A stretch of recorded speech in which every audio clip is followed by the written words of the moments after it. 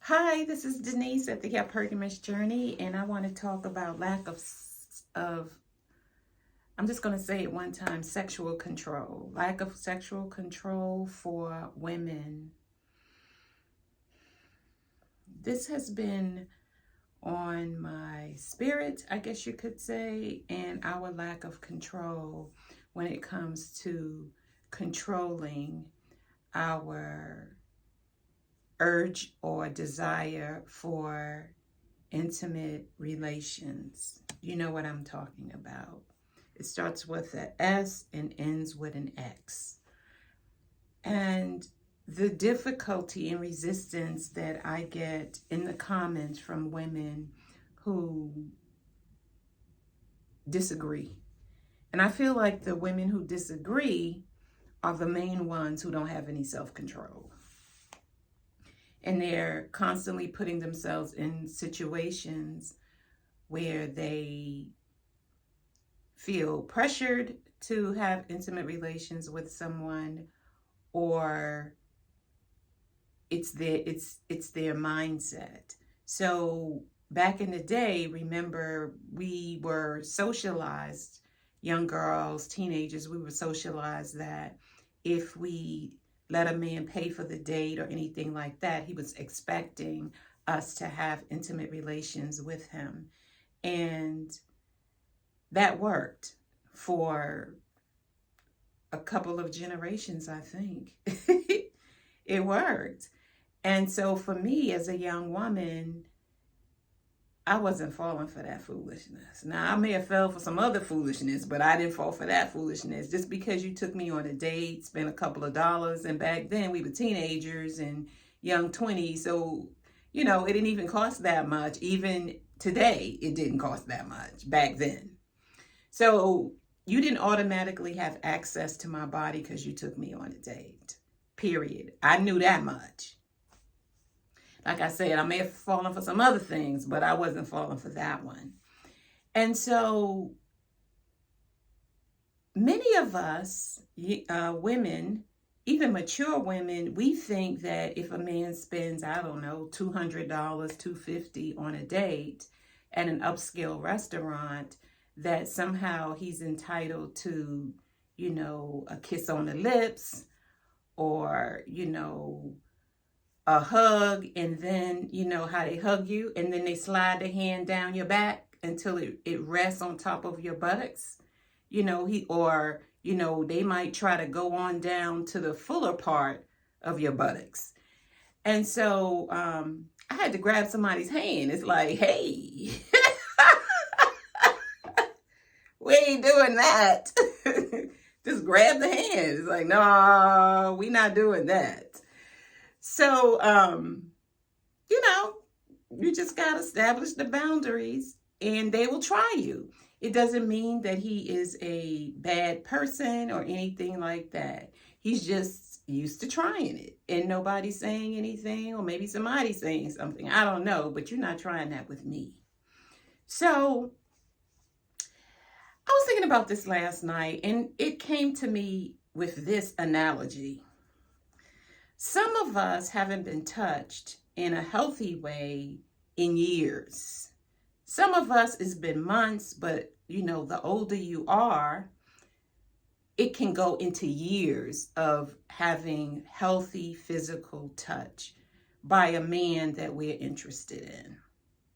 So I'm not talking about, a hug from your son, a hug from your cousin or your uncle, like a male hug. But I'm just talking about positive, healthy, physical, romantic touch. So for some of us, it's years. And so I was thinking about this yesterday, about a mechanical door.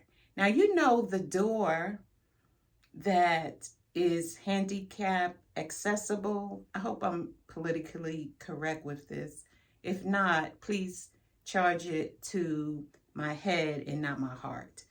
So, you go through that door that says accessible, and that push button, that large square square metal thing, silver usually, that has the person in the wheelchair or the image of the person in the wheelchair, and you press that. Sometimes I'll use that because I don't feel like pulling the door or pushing the door. So I will just push that, and you wait for the door to open, and then it opens like this. So it opens very slowly for you to walk through or for the wheelchair to roll through. And then there are some of those electronic doors where you walk up to it and it goes like that. So the handicap accessible one will slowly open because it doesn't want to injure the person who is in the wheelchair, and it wants to give that person enough time to get through the doors. And then there are some doors that open as soon as you touch the button. They go like this. They just fly open. Bear with me. Bear with me. Some of us who haven't been touched in a romantic way, in a physically healthy way, we will get with a man and our legs do this. He touches us, our legs go like this. He give you a kiss you, your legs go like that. Others of us, we take the slow route. So he got to do a couple of dates. Then he get to, put his hand right here, and then he can slide it on down, and then he can get a good, how do they say? A good palm, a palm full.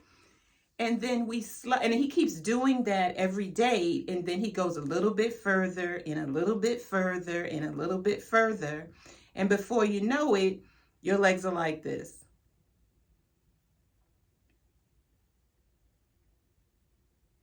Your legs are like this until they're like that. So, how do we avoid that? Now, for some of you, might have to write this down. There are steps to this. First of all, you have to go on a few dates and talk with him to even realize that you have anything in common, to even go to like maybe a 3 or 4 month period with him. A lot of times we can't even get to the 3rd and 4th month on these dates because we find out early that, he's full of game, he's not serious, he's not consistent in calling and spending time and taking you on dates. So a lot of times we don't even get to the 3rd or 4th date, which is good. But when we do get past the 3rd or 4th date, then we have to start thinking about at what point am I going to have intimate relations with him? If you are not waiting to marriage or for a commitment and you're just feeling him and you have to decide when you're going to do it. I recommend that you wait until he brings it up.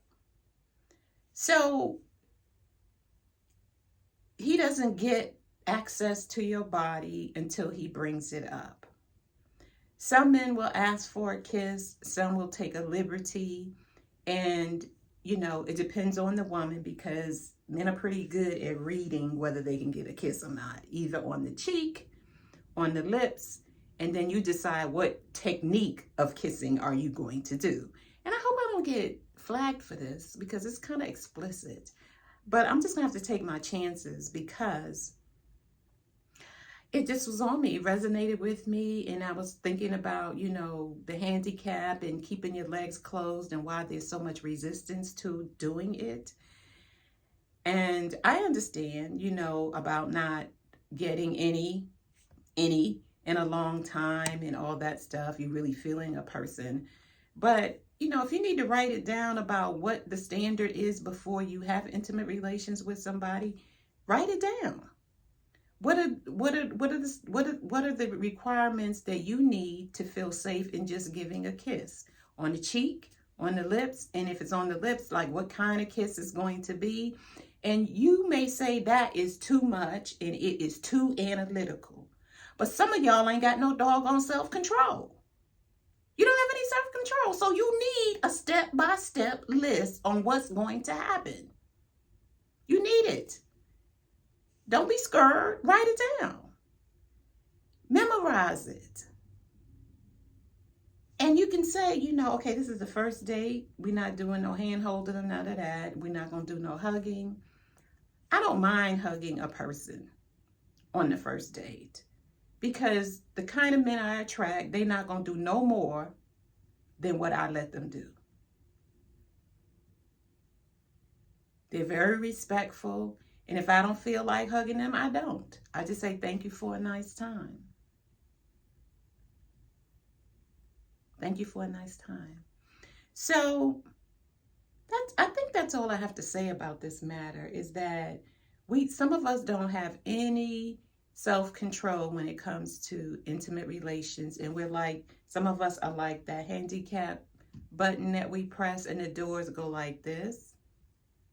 So you're opening your legs slowly over time, or not at all. That's what I recommend. Don't do it at all until you get a commitment, either a mated commitment or a marriage commitment. And some of y'all, you press the button and you're like this. That's all I have to say. I hope to see you at the Valentine's Coffee Social for singles 50 and above. And I will put the link in the description and in one of these corners in the video. And I will see you at the next video, or in the next video. Bye.